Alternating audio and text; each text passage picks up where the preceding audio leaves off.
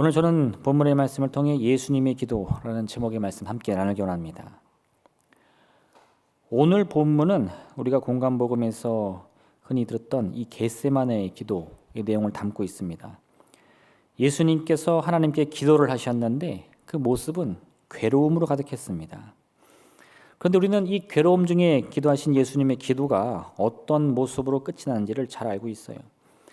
예수님께서는 자신의 바람이 무엇인지를 명확히 기도하셨지만 또한 그 기도의 마지막에 이 기도의 목적은 오직 하나님 아버지의 뜻이 이루어지기를 소망하기 위함이라는 것을 말씀하십니다.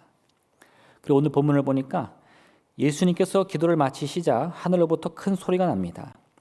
그 소리를 들은 사람들은 그게 무슨 소리인지 알지 못하고 천둥의 소리다, 천사의 말의 소리다 라고 생각했는데 그 소리의 의미, 그 소리는 하나님의 말씀의 소리였습니다.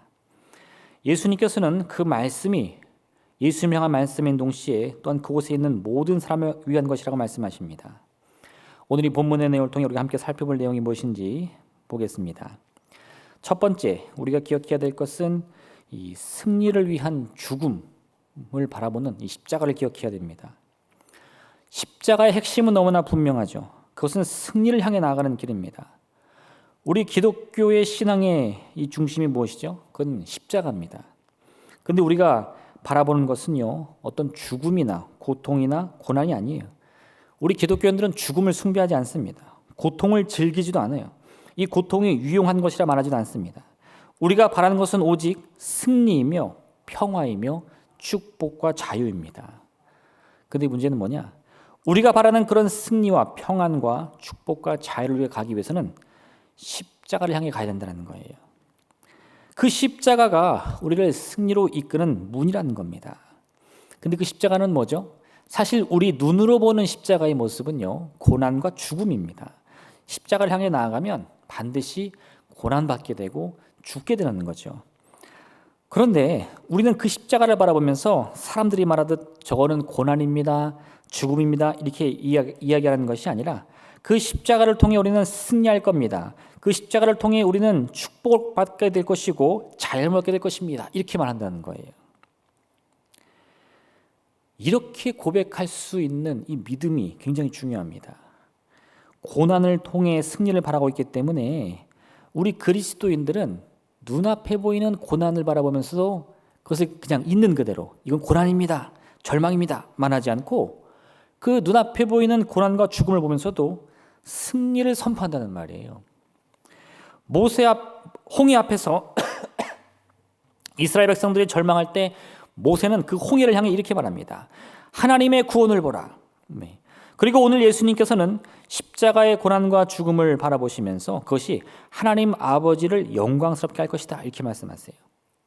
우리가 일반적으로 보면요, 이건 뭔가 앞뒤가 맞지 않는 어색함으로 가득한 이야기들입니다. 그런데 우리가 그것을 어색함 없이 아주 자연스럽게 받아들일 수 있는 것은요, 우리가 이미 십자가에 대한 믿음이 있기 때문이에요. 우리가 그 같은 믿음을 이미 내 마음에 세웠기 때문에 지금 누군가가 우리 앞에 그 십자가를 바라보면서 고난과 죽음을 보여준다 하더라도요, 우리는 그 십자가를 절망이라고 말하지 않고 승리라고 말한다 이겁니다. 사도 바울은 고린도후서 12장 17절을 이렇게 고백하는데, 그러므로 내가 그리스도를 위하여 약한 것들과 능욕과 궁핍과 박해와 곤고를 기뻐하노니 이는 내가 약한 그때의 강함이라. 이게 우리가 지금 십자가의 고백을 통해서 읽어야만 은혜가 되지, 이게 그냥 일반적으로 보면요 이런 뜻이 돼요. 이거 그 사람은 힘이 없고 할 줄 아는 게 없어서 그 연약함 때문에 자신의 약함을 정당화하기 위해서, 왜 약함을 기뻐하죠? 어차피 강해질 수 없으니까 이렇게 어떤 비겁한 변명이다, 핑계다 이렇게 들릴 수도 있다는 거예요. 나는 원래 공부 못해. 그러면 어떻게 들리세요? 진리를 깨달았구나 이렇게 들리시나요? 공부 진짜 하기 싫어하네 이렇게 들리지 않아요. 나는 약할 때 강해. 그럼 어떻게 들리시나요? 이게 사도 바울의 고백입니다, 성경의 말씀입니다 하니까 은혜가 되지, 그냥 들으면요 뭐라는 거야 이렇게 들린단 말이에요. 누군가 능욕과 궁핍과 박해와 곤고를 기뻐한다고 하면, 또 누군가 자신의 약함이 곧 강함이라고 말한다면 어떤 사람이 그 말을 듣고 그를 칭찬하겠습니까? 아마도 사람들은요, 그런 이야기한 사람을 향해서 그런 정신 나간 사람, 또 자기의 무능력을 감추기 위한 게으른 사람, 나태한 사람의 변명이라고 말할 겁니다. 그런데 여러분, 우리가 잘 알다시피 이런 바울의 고백은 그런 나약함에 대한 변명이나 핑계가 아니었어요. 그의 고백은 진심이었습니다. 고통 속에서 그는 감사할 수 있었고 기뻐할 수 있었어요. 그는 고난을 향해 나아가면서도요, 그걸 조금도 주저하지 않았습니다. 예수님을 만난 이후 이 바울이 걸어간 길을 살펴보면 우리는 그의 이 고백이 얼마나 진심을 담은 말인가를 쉽게 알 수 있습니다. 바울은 가는 곳마다 고난을 당했죠. 특히나 그가 이전에 속해 있던 이 바리새파, 그들이 바울을 얼마나 미워했는지요. 바울이 어디 간다 그럼 그 손을 덮고 끝까지 쫓아가서 그를 괴롭혔습니다. 근데도 바울은요, 자신의 길을 되돌려고 하지 않았어요. 피하려고도 하지 않고 오히려 그 고난의 상황, 그 문제의 상황을 향해 더 깊숙이 들어가는 그런 삶을 살았습니다. 왜냐? 바울이 바라본 것은요, 내 인생의 목적이 어디냐? 그것을 생각할 때 이 바울이 바라본 것은 어디에 부귀영화가 있지? 어디에 안식이 있지? 이걸 보고 간 것이 아니에요. 주님이 내가 어디 있길 원하시지? 오직 그게 바울이 바라본 유일한 인생의 목적이었습니다. 그러니 이 바울이 생각했을 때 주님께서 내게 원하시는 곳이 고통으로 가득한 곳이라 할지라도, 궁핍과 이 박해가 가득한 곳이라 할지라도 바로 그곳이 주님이 내가 있길 원하시는 곳이라면 이 바로 그냥 가는 거예요. 그리고 그렇게 고통당하면서 핍박당하면서 뭐라고 말합니까? 그 가운데 내가 기뻐하고 나의 이 연약함 가운데 하나님 앞에 감사하며 강함을 자랑한다 이거예요. 이런 바울의 삶이 바로 이 십자가 고난과 죽음의 너머에 있는 그 부활의 영광을 바라보는 신앙인 겁니다. 우리가 축구 시합을 말할 때 꼭 이런 말을 하죠. 축구 시합은 처음 10분과 경기 시작했을 때 처음 10분과 경기 끝나기 전 10분이 제일 중요하다. 뭐 다른 경기들도 다 그럴 텐데 왜 유독 축구만 이런 얘기를 하나? 네. 이 축구가요, 점수가 잘 안 나요. 뭐 어떤 경기는 한 골도 안 들어가는 경우도 많고, 뭐 잘해야 한 골, 뭐 두 골, 막 세 골 들어가면 축제 분위기인데, 그러다 보니까 이제 그 잠깐의 시간 동안에 한눈 팔다 보면 순식간에 한 골 먹고 이 모든 경기를 순간적으로 그르치는 경우가 너무나 많기 때문입니다. 제가 이 얘기를 들 때 가장 기억에 남는 경기가 하나 있어요. 1994년에 아시안 게임 때 이 축구 경기를 했는데 그때 이 8강전에서 우리나라하고 일본이 맞붙었어요. 이 한일전 하면 다들 뭐 축구를 싫어하는 사람들도 다 밤새서 보잖아요. 저도 그래서 뭐 운동을 그렇게 좋아하는 스타일은 아닌데 그날만큼은 뭐 이거는 뭐 목숨 걸고 보는 거예요. 네. 우리가 딴 건 몰라도 축구는 지면 안 되잖아요. 일본한테, 그죠? 근데 그때 그 경기가 너무나 재밌었어요. 처음에 시작하자마자요, 네, 전반 31분쯤에 일본 선수가 그 당시 미우라라고 엄청 유명한 선수였는데 네, 아주 멋지게 한 골 넣더라고요. 야, 속으로는 너무 억울하지만 진짜 저 선수 잘한다 이렇게 생각이 들 정도로 멋지게 한 골 넣었는데 1대0 딱 되니까 분위기가 급격히 기우는 거예요. 이거 우리 이길 수 있을까? 이겨야 되는데. 근데 다행히 후반전 시작하자마자 한 16분쯤 되니까 또 우리나라 선수가 한 골을 딱 넣었어요. 1대1 동점. 그리고 막 기뻐하는데 조금 있다가 또 한 골 또 넣었어요. 완전 역전했습니다. 2대1로. 와, 우리가 진짜 이기는구나. 막 승리의 기쁨에 온 나라가 들떠있는 그때 경기 종료 3분 남기고요. 일본 선수가 동점골을 넣었어요. 저도 그때 너무 기억이 나는데 뭐 그때는 사람들이 완전 다 거리마다 다 난리 났습니다. 와, 막 하면서 막 대한민국 외치는데 한 골 딱 들어가니까 온 동네가 조용해지더라고요. 네. 이 경기 3분밖에 안 남았거든요. 그래서 정말 그때는 그래도 지지 않았으니까 연년전에 뭔가 있겠지. 요거 하나 붙잡고 그거 보는 거지. 그 역전골이었으면 그냥 텔레비 껐을 거예요. 에이, 그냥 내가 이걸 괜히 봤지 이렇게. 근데 그 경기 어떻게 된 줄 아세요? 네, 우리나라가 이겼어요. 그 3분 동안에 황선홍 선수가 페널티킥을 얻어가지고 경기 종료 직전에 마지막 골을 넣고 3대1로 이깁니다. 뭐 다시 난리가 났죠, 막 뭐. 네. 그 경기를 보는데 이런 생각이 들었어요. 네. 야, 이게 뭐 우리 인생 아닌가? 네. 처음에 한 골 먹으면 어떤 생각 들죠? 아, 뭐 그렇지, 내가 되는 일이 하나도 없지. 사업을 하면 사업이 안 되고 공부를 하면 공부가 안 되고 뭐 인생 되는 거 뭐 있나. 그러다가요 동점골 넣으면 어떻게 돼요? 뭔가 이거 될라나 보다. 나도 뭔가 할 수 있나 본데. 역전골 넣으면 근데 이럴 줄 알았어 내가. 나는 잘 될 줄 알았어. 막. 그러다 또 마지막에 어떻게 종료 3분 전에 동점골 먹으니까 나 괜히 들떠가지고 그냥 안 될 거 처음부터 시작하지도 말걸. 괜히 이거 봐가지고 그냥 이거 시작해가지고 망했구나. 그냥 뭐 골 넣으면 올라갔다 골 먹으면 내려갔다 그냥 들쑥날쑥하는 거예요. 근데 여러분 그 순간에요. 이제 경기 3분밖에 안 남았어요. 동점골 먹었어요. 질 수도 있습니다. 이게 쫓아가는 팀은요. 그 동점골이 거의 승리의 골과 같아요. 이길 수 있겠다. 진 줄 알았는데 이런 거고요. 이기던 팀이 골을 먹으니까 어떻게 돼요? 이거 큰일 난데 이거 지겠는데 이렇게 되는 거예요.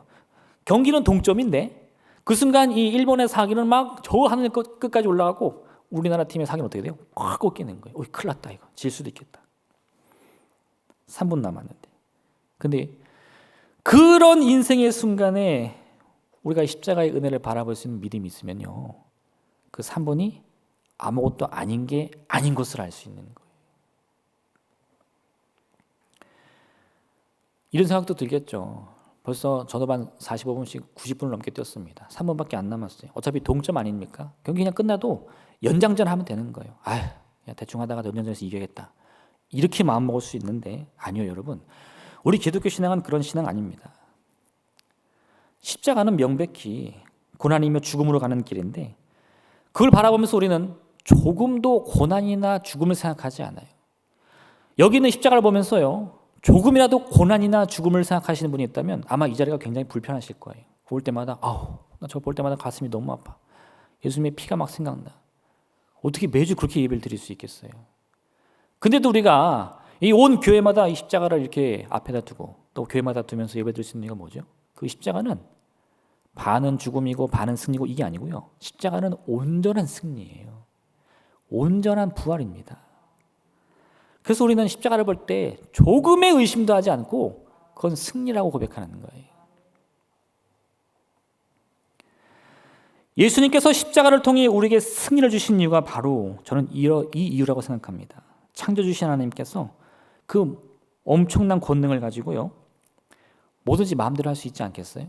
그냥 우리가 죄를 지어도 애초에 죄가 없는 것으로 만들어줄 수도 있지 않을까요? 우리가 실수해도요. 그 모든 무게들을 그냥 아무 것도 없이 탕감해 주실 수도 있을 것 같아요. 근데 하나님은 그렇게 하지 않고요. 우리에게 예수님의 십자가를 먼저 보여주시는 거예요. 그 고난과 죽음을 우리의 눈으로 목격하게 하시고 그 죽음 너머에 있는 이 죄사함과 부활의 영광을 바라보게 하십니다. 왜 그럴까요? 네가 지은 죄니까 너도 고통받지 않겠냐? 이런 뜻인가요?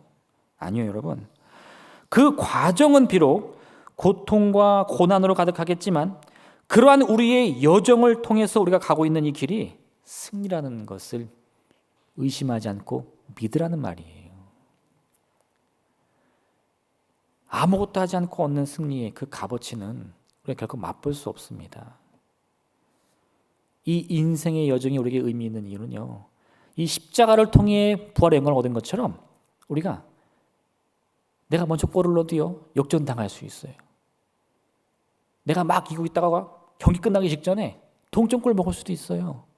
근데 그러한 여정을 통해서도 우리는 조금의 의심도 하지 않고 승리를 바라보고 이 영광을 바라볼 수 있어야 그 인생이란 경기를 포기하지 않을 수 있기 때문입니다. 옛날에 이 바둑이나 장기 두던 분들 경기 이 시합 지다 보면 어떡하죠? 에이 오늘 안 해. 판 뒤덮어 버리잖아요, 여러분. 그렇게 한다고 해서 그 경기에서 지지 않는 게 아닙니다. 이미 판을 뒤엎는다는 건 다 포기했다는 거예요. 우리 인생이 몇 번의 고난을 당했다고 해서 내가 그 판을 뒤집고 싶어 한다면요. 우리는 이미 그 인생 포기한 거예요. 만약에 우리가 그와 같은 마음으로 십자가를 바라보면 그 십자가를 통해 볼 수 있는 유일한 것은 고통과 죽음뿐입니다. 이기고 있는 경기만이 중요한 경기고 지고 있는 경기는 버려야 된다. 이런 생각으로는 우리는 우리 인생에 허락된 어떤 영광도 얻을 수 없습니다. 이긴다고 해서 중요한 것이 아니고 진다고 해서 별거 아닌 것이 아니라 이기고 있던 지고 있던 그것이 내 인생의 여정이라면요, 우리는 그 모든 길을 다 통과해야 돼요. 그리고 그 끝에 뭐가 있다고 믿어야 돼요? 부활과 승리가 있다는 것을 믿어 의심치 않아야 된다는 겁니다. 어떤 요령도 피지 않고 어떤 부정도 저지르지 않고 내가 감당해야 할 일, 그것을 정직하고 성실하게 또 책임 있게 감당할 때 우리에게는 반드시 승리가 주어질 줄로 믿습니다. 그 과정이 비록 십자가가 주는 고난의 길을 할지라도 말이에요. 그래서 우리는 지금 이 눈앞에, 내 앞에 십자가가 보고 있는데 그 십자가를 통해서 뭘 볼 수 있다고요? 승리를 볼 수 있는 겁니다. 그래서 우리는요, 이 죽음 너머에 있는 승리를 볼 수 있는 십자가의 믿음을 가지고 있는 사람들이에요. 두 번째, 그럼에도 불구하고 우리에게 이 고난이라는 것은 피할 수 없는 겁니다. 예수님께서 오늘 기도를 하시는데 오늘 말씀 뭐라고 말하죠?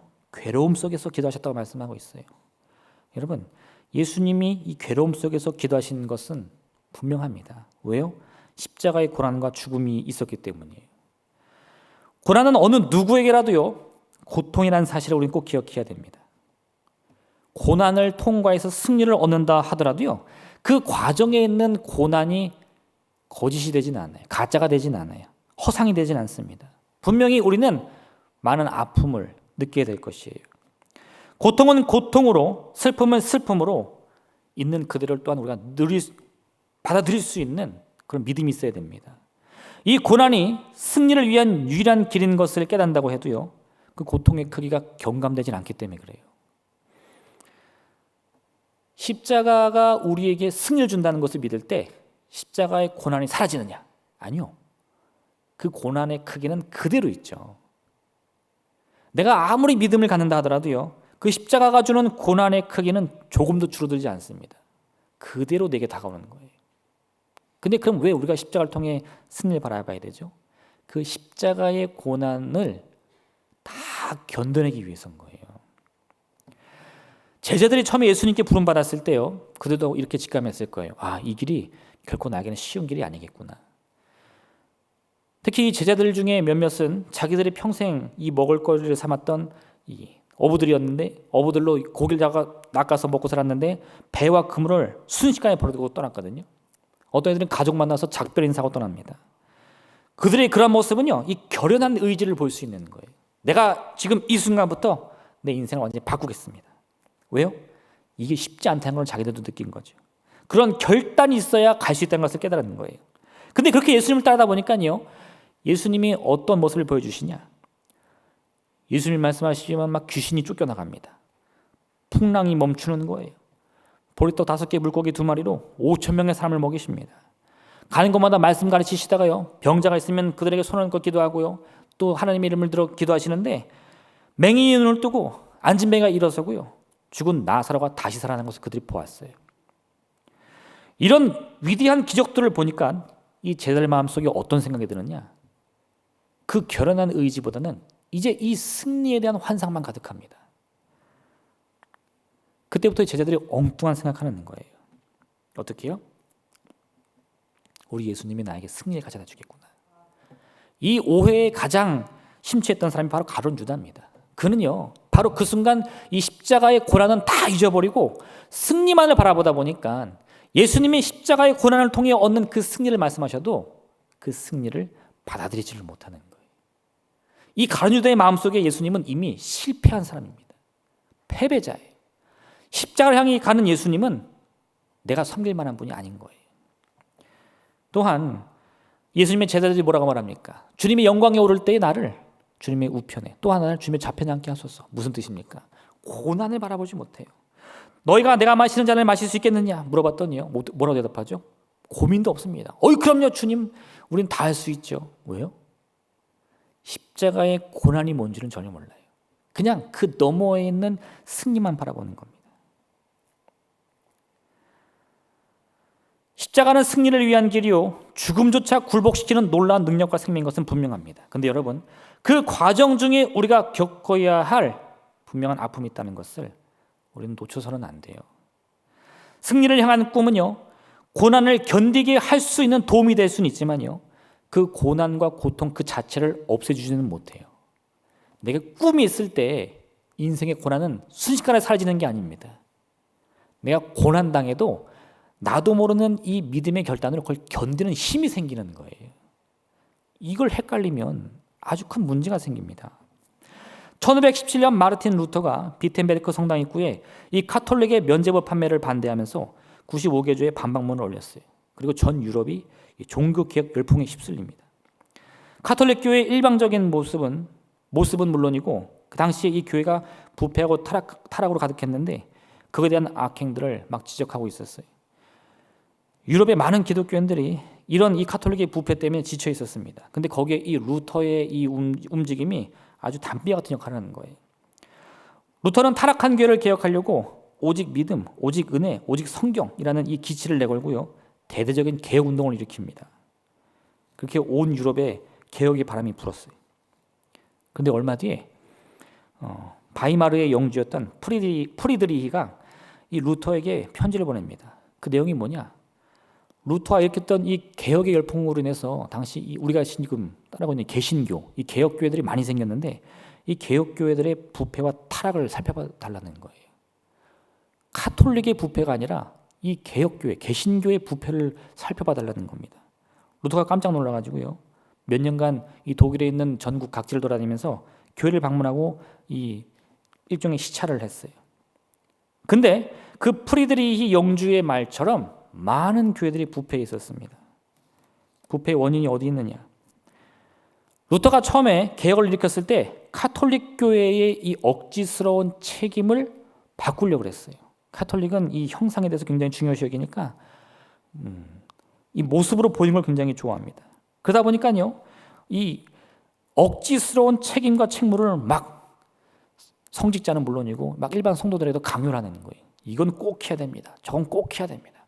그 대표적인 게 면죄부였거든요. 이거 사면 제가 용서받습니다.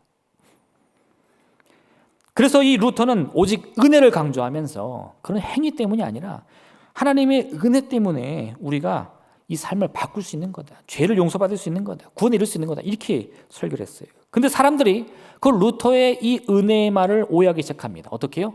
아, 은혜만 있으면 다 되는구나. 내가 아무렇게나 살아도 하나님의 은혜는 변함이 없으니까 나는 언제든 구원받을 수 있구나. 이렇게 오해를 하는 거예요. 그래서요, 당시에 많은 이 개신교회들에서 나태하고 게으른 신앙들이 나타나기 시작합니다. 고난이 은혜를 가져오는 건 아니에요. 고난 받으면 꼭 내가 이 고난 받았으니까 은혜 받겠지 이런 건 아닙니다. 확실히 그건 아니에요. 하나님의 은혜는 하나님의 편에서 오는 하나님의 의지에 따른 선물인 겁니다. 근데 여러분, 그런 은혜를 받는 순간 우리에게는 고난이 찾아올 수도 있음을 꼭 기억해야 돼요. 그래서 그 길을 피하지 않고 회피하지 않고 성실하게 또 충실히 가야 할 믿음의 결단이 있을 때 그 은혜가 참 은혜로 빛을 발할 수 있는 겁니다. 우리가 하나님의 뜻은 물론 고난도 아니고 슬픔도 아니지만요, 그 승리와 이 자유와 회복을 얻기 위해서 우리는 이 십자가의 길을 꼭 가야 한다는 사실을 잊어서는 안 된다는 거예요. 그래서 루터는요, 이 개신교회의 개혁을 위해서 사람들에게 십자가의 고난의 길이 무엇인지를 가르치기 시작합니다. 고난받아 은혜 누리라는 것은 아니에요. 하나님의 은혜가 우리에게 허락되었지만 그럼에도 불구하고 우리가 해야 할 이 책무에 대해서, 이 믿음의 성실함에 대해서는 최선을 다해서 이루어야 된다고 말하기 시작하는 거예요.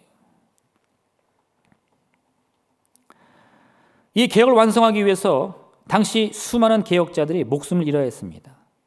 이 카톨릭과의 충돌에 막 전쟁이 일어나고요. 또 많은 이들이 이 카톨릭 신도들의 손에 목숨을 잃기도 했어요. 그러한 희생과 헌신이 있었기 때문에 결국은 이 개신교의 탄생이 중간에 꺾이지 않고 오늘날까지 이어질 수 있었던 겁니다. 오직 하나님의 은혜라고 해서요, 자동으로 이루어진 거 아니에요. 누구의 희생도 없이 아름답게만 이루어진 건 아닙니다. 많은 이들이 피를 흘려야 됐고요. 많은 이들이 고난을 당해야 했어요. 그 결과가 우리가 말하는 이 승리인 겁니다. 우리는 오늘 괴로움 중에 기도하신 예수님의 기도를 결코 가벼이 여기거나 그 의미를 왜곡해서는 안 됩니다. 십자가의 고난과 죽음이 온 인류를 위한 하나님의 생명의 길인 것은 분명하지만 그 과정에 있는 이 고통도 분명히 존재하고 있었어요. 십자가의 고난과 죽음이 주는 괴로움 속에서도 아버지의 뜻을 이루기 위해서 예수님은 기도하셨는데 그래서 그 기도가 괴로움 중에 하신 기도로 표현되고 있는 겁니다. 예수님께서 우리에게 말씀하시는 십자가의 의미를 우리는 꼭 반드시 기억해야 됩니다. 그 길은 온통 고난과 고통으로만 가득할 수도 있어요. 우리의 힘으로는 감당할 수 없는 슬픔이 있을 수도 있습니다.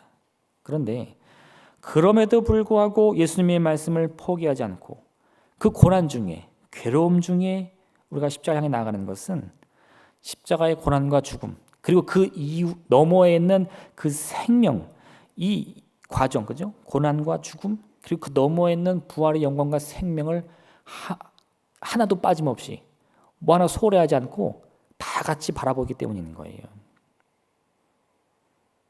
그게 우리가 겪는 이 고난의 의미인 겁니다. 고난 중에도요, 믿음을 잃지 마시길 바랍니다.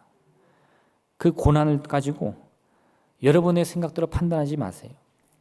그것이 나에게 가는 십자가의 길인 것을 믿으시고요. 십자가가 주는 그 소망을 향해서 그 고난을 능히 견디는 여러분 되시기를 주님으로 축원드립니다. 마지막 세 번째는요, 율법의 참 주인이신 예수님, 우리는 그 예수님의 권능을 기억해야 돼요. 예수님께서 십자가의 고난과 죽음을 말씀하시고 그것이 하나님의 영광을 드러낼 그리스도의 사역이라고 말씀하시니까요, 사람들은 고개를 가로줬습니다. 그거 아닌데요. 왜요? 사람들이 생각했을 때 모세의 율법에는 하나님의 메시아 그리스도가 영원히 계신다 말씀하고 있는데 왜 당신은 십자가에 달려 죽어야 된다고 말합니까? 그럼 당신이 그리스도 메시아가 아닌 게 아닌가요? 이렇게 물어보는 거예요. 유대인들이 예수님을 따르지 못한 이유는 단 한 가지입니다. 자신들이 기대했던 모습과 예수님의 모습이 너무 달랐기 때문이에요. 유대인들은요, 이렇게 말하고 있었어요. 예수님의 모습은 모세율법이 말하는 그리스도의 모습과 너무 다릅니다. 내 나름대로 상상한 것이 아니고 모세의 율법이 그리고 있는 그리스도의 모습을 내가 믿고 있으니까 내가 맞고 예수님이 틀린 겁니다. 이렇게 말하고 있는 거예요. 그런데 여러분, 하나님의 말씀이 영원히 변하지 않고 또 그 참된 진리라는 것에 대해서 또 우리가 이 의미를 잘 기억해야 돼요. 하나님의 말씀은 어제나 오늘이나 영원토록 변함이 없고 또 그 말씀은 늘 진리잖아요. 그게 무슨 뜻이냐? 하나님의 말씀이 진리라고 했어요. 내가 그 말씀을 듣고 이해하는 것이 다 진리가 되는 것은 아닙니다. 이 말 이해되시겠어요? 하나님의 말씀은 진리인데 그 말씀을 내가 읽고 이해하잖아요. 그럼 내 마음에 있는 그 이해는 진리가 되나요? 아니요, 그렇지 않습니다. 여전히 하나님의 말씀만 진리고요, 나의 이해는 진리가 될 수 없어요. 중국의 그 2세기 말에서 3세기 말 후한 말기와 삼국시대에 아주 역동적인 역사가 있었는데 그 당시 배경으로 한 이야기가 하나 있습니다. 우리가 그 당시에 이 중국 역사를 뭐라고 부르냐? 삼국지라고 부르거든요. 삼국지는 여러 가지 버전들이 있는데 그 중에서도 우리가 알고 있는 버전은 나관중이 쓴 삼국지 연의, 바로 그 얘기입니다. 근데 그거는 하나의 소설이에요. 유비, 관우, 장비를 중심으로 해서 이야기를 풀어가고 있죠. 삼국지는 이게 전부가 아니에요. 지금도요, 이 삼국지를 보면, 서점에 가보면 여러 가지 버전의 삼국지를 볼 수 있어요. 누구의 관점에 따라 쓰여졌느냐, 또 어떤 관점에 따라 쓰여졌느냐에 따라서 그 이야기가 아주 다양합니다. 가지각색이에요. 근데 생각해보면 이 삼국지가 배경을 하고 있던 중국의 역사는 사실 한 번밖에 안 이루어졌거든요. 그 역사가 계속 반복돼가지고 여러 가지 역사로 이루어진 게 아니고 그것은 이 시간의 흐름에 따라 한 번 싹 지나가고 말은 하나의 사실이 분명히 존재하고 있어요. 그런데 오늘날에도 사람들은 당시의 사건들을 연구하면서 자기 나름대로 이해를 가지고 새로운 시각에 따라서 이 새로운 삼국지를 계속 쓰고 있습니다. 그게 어떻게 가능합니까? 생각에 따라 어떤 견해에 따라서 그 이야기를 풀어가는 그 흐름이 다 다르기 때문이에요. 역사적인 사건은 하나지만 그 사건을 해석하는 생각의 방향은 다양할 수 있다는 겁니다. 인류의 역사를 두고도요, 이렇게 사람들이 생각하는 방법이 가지각색인데 진리이신 하나님의 말씀을 어떻게 우리가 그것을 늘 천편일률적으로 똑같이 생각하면서 똑같이 이해할 수 있겠습니까? 똑같은 말씀을 읽어도요, 그걸 읽는 사람에 따라서 이해하는 방향이 다를 수 있어요. 그 강조하는 방향이 다를 수 있어요. 그런 다양한 차이가 나기 때문에 같은 본문을 읽고도요, 받는 은혜가 다를 수 있습니다. 근데 그게 사실은 우리의 한계예요. 하나님의 진리의 말씀이 주어졌지만 그걸 있는 그대로 다 내 마음에는 담지 못한다는 겁니다. 제가 왜 이 말씀을 드렸냐?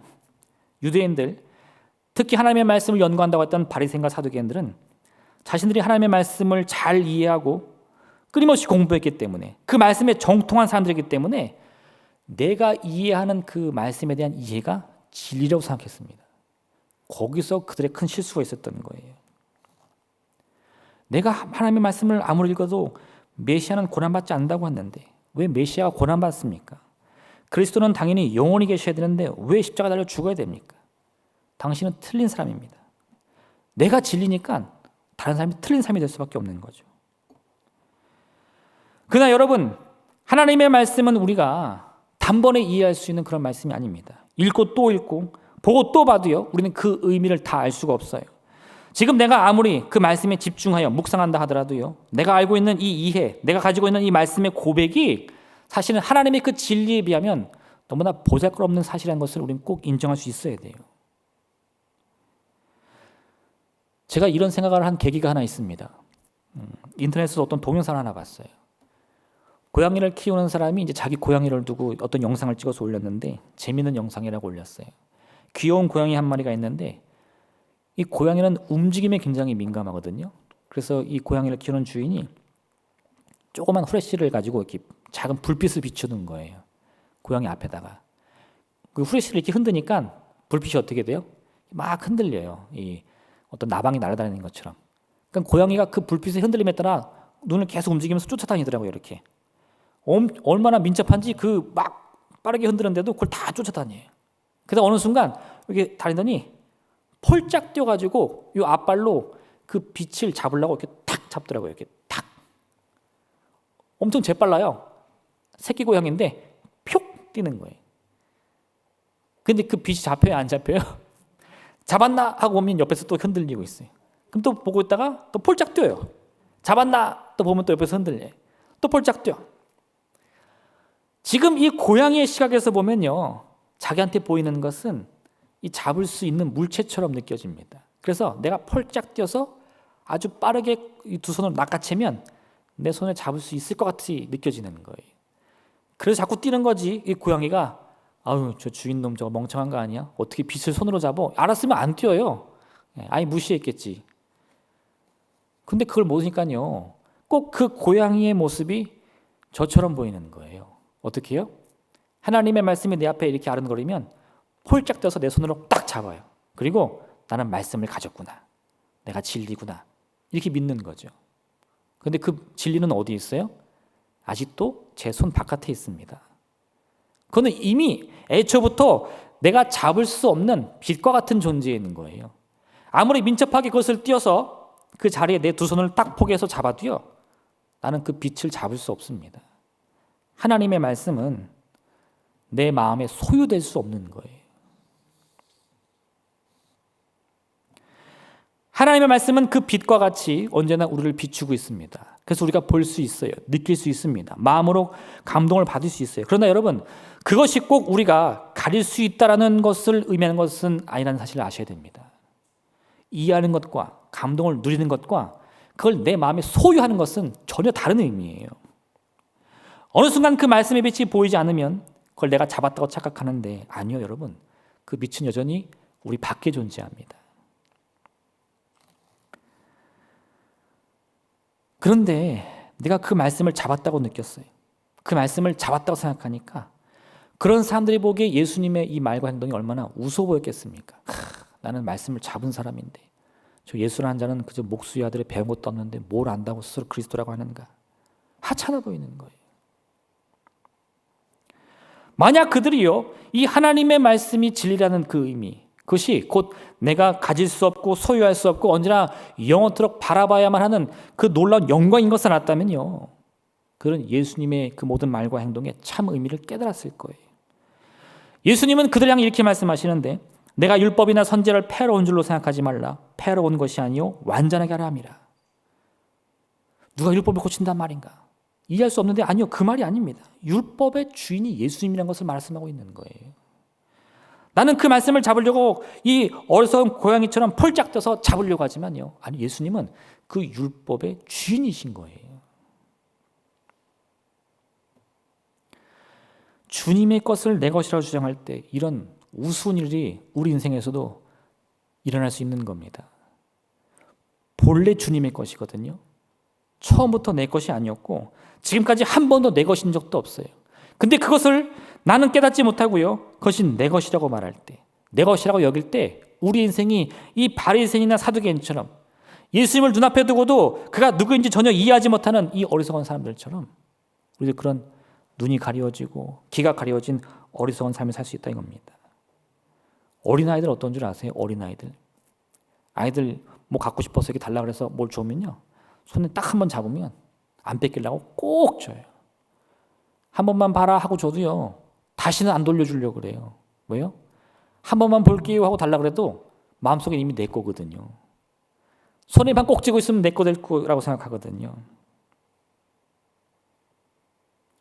하나님의 말씀을 내 손에 놓으려고 하는 것은 그런 어린아이의 어리석음과 다를 것이 없습니다. 이게 누구 건지 구분하지도 못하고요, 내가 손을만 잡고 있으면 그게 내 것인 줄 아는 거예요. 하나님은 우리를 위해서 그 이름을 허락해 주신 분입니다. 하나님의 말씀에 능력도 허락해 주셨어요. 그것을 우리 두 손에 주셨습니다. 근데 그 두 손을 꼭 옮겨진다고 했어요. 그게 우리 것이 되는 것은 아니에요. 그 사실을 깨달을 때 우리는 이 하나님의 말씀의 진리, 그 진리성이 무엇인지를 바로 알 수 있습니다. 비록 내 손에 잡을 수 없고 내 마음에 다 담을 수도 없지만요, 그 말씀을 바라보는 것만으로도, 그 말씀을 내 마음에서 생각하여 묵상하는 것만으로도 나는 그 능력을 의지할 수 있다는 사실을 깨닫는 거예요. 그리고 그 말씀이 이끄는 대로 내 삶을 더욱 자유롭게 살아갈 수 있는 거예요. 그게 율법의 참된 주인이신 이 예수님을 바라보는 우리의 신앙의 자세여야만 합니다. 우리 인생이 왜 내 마음대로 되지 않습니까? 그 인생이 내 것이 아니기 때문입니다. 이 생명, 왜 우리는 마음대로 할 수 없습니까? 그 생명조차 우리의 것이 아니기 때문입니다. 근데 여러분 생각해 보면요, 그 인생이든 생명이든 한 번도 우리의 것인 적이 없지만 우리는 살아가는데 아무 불편함 없었어요. 그걸 깨닫는 게 진짜 믿음입니다. 오늘 이 시간 주님의 것을 주님께 돌려드리고 나의 것이 무엇인지를 깊이 묵상하시면서 내 앞에 놓여진 그 십자가의 길, 주님께서 가신 그 길을 따르기 위해 자신의 십자가를 지고 주님의 뒤를 따르는 참된 제자 되시는 여러분 되시기를 주님의 이름으로 축원드립니다. 이 시간 함께 기도하기 원합니다. 오늘의 말씀을 생각하시면서 또 여러분 가지고 온 제목을 놓고 함께 기도하며, 주님, 우리 앞에 놓인 그 길이 무엇이든 주님과 함께 가게 하여 주옵소서. 순종하게 해 주시옵소서. 고난의 길이라면 능히 견딜 힘을 주시옵시고 은혜의 길이라면 누릴 수 있도록 도와주시옵소서. 우리 주님의 이름 세운 부르며 간절히 기도하겠습니다. 주여.